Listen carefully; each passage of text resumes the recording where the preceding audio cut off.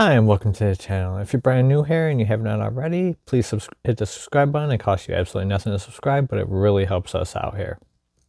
For today's, I'm going to be reviewing the film The Batman, which we saw last night in the theater. And for this, I'm just reviewing the film. I'm not going to review the audio and video quality. That will come later down the road when it comes out on 4K disc.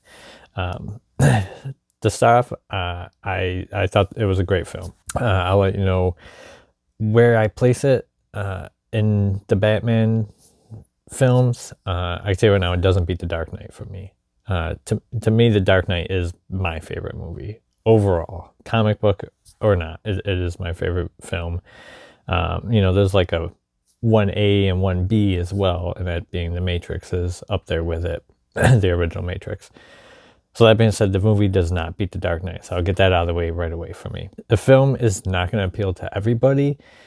I kind of see a trend where a lot of people that liked the film The Joker, the Joaquin Phoenix, that they also like this film. And then people that hated that film also don't seem to like this film. And I get a little bit of comparisons. It is a very dark, gritty tone film, which I think works for Batman. It doesn't always have to. There's so many iterations of Batman we've had, but in this case, it serves it really well, and it's kind of nice to have a comic book film feel that way again, because it seems like it's been a while with all the Marvel movies being so upbeat. And that's not a dig at Marvel. I absolutely love the MCU films. There's probably only about 3 of them out of all of them that I don't like, and even those I don't think are horrible films, as opposed to like Wonder Woman 84, one of the worst movies I've ever seen in my life. So god-awfully bad. So right off the bat, Robert Pattinson as Batman, I think he absolutely nails it. For people that make the stupid comments about him being Twilight, they must not have ever seen him in another film. And they probably never even seen Twilight, and I don't blame them because they're not very good films.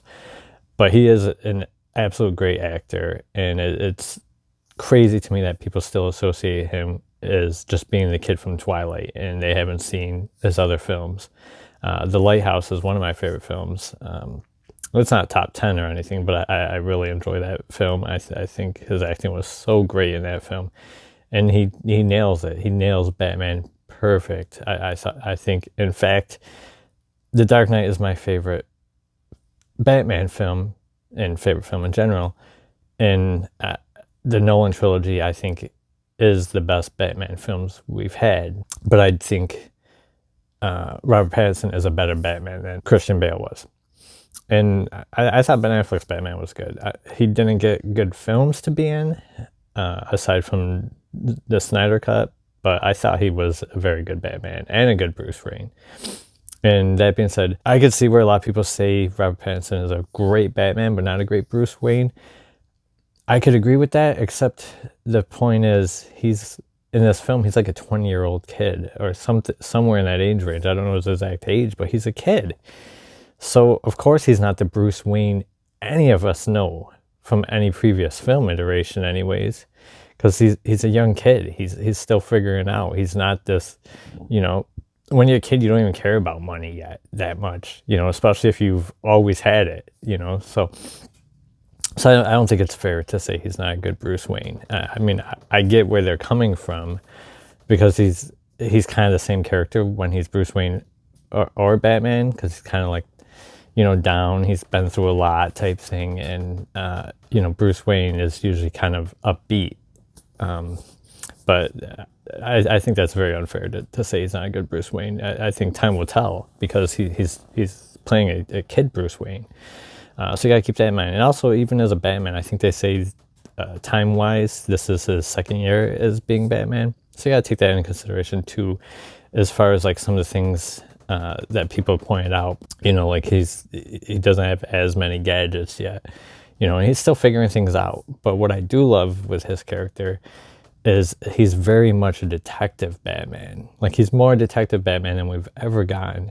And the fact that he's only year 2 of being Batman is only going to show how much better he gets at being that. And I already saw it. He was fantastic and better than any Batman in that regard. And overall, I think he has is probably the best Batman we've had. I know that's a bold statement. I'm not saying this is the best Batman movie, but I'm saying he's the best Batman.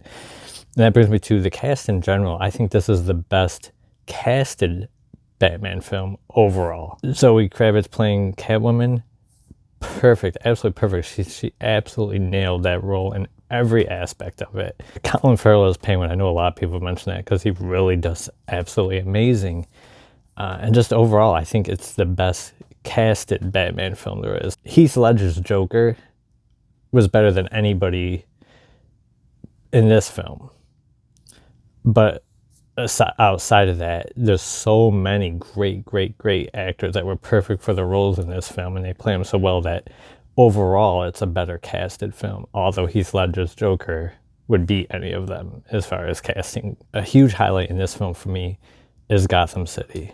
I feel Gotham City in this film was the best it's ever been represented on film. I think it's the best Gotham City we've ever gotten. It's gritty. It feels more real. It feels like the Gotham City. If you read the comic books or you play the games, it feels like the Gotham Cities from those. Unlike from the movies, you know, they don't always feel that way. So the Gotham City in this film, the absolute best. I would give that a 10 out of 10 for the best portrayal of Gotham City. As far as the film goes, you're not going to get all that action that you get from the Batman films. There's definitely great action scenes in there, but it's not like a great action scene thrown in every few bit just to kind of keep the action in there. It very much is, like I said, a detective crime-solving drama that takes place in a Batman universe. And I think it just does it really well. To me, it's the closest live-action version I've seen. Resembles the animated series in the Arkham games. So like I think it's the closest live-action we've had to those iterations. I get that feel from it. Everybody's going to have a different feel, but that's how I get from it. But overall, I thought it was a great film. I don't want to keep the review too long, and I also don't want to get into spoilers, so that's why I'm not going to give an in-depth review. But overall, absolutely loved it. I've only seen it once, so it's hard for me to place it exactly where it will ultimately land. But as of right now, I place it as my third favorite Batman film. After Dark Knight 1, Dark Knight Rises number 2, then this would be number 3 for me. And my score for it, overall score, is a 9.1 out of 10. So, I mean, that's a great score. All right, that's it. If you like content of the channel, if you like reviews, we do 4K giveaways. I do a lot of tech stuff, tech reviews, Tesla stuff. Please like the channel, subscribe, or please like the video, subscribe to the channel, and thank you very much. Leave a comment below on your thoughts of the film. Thank you.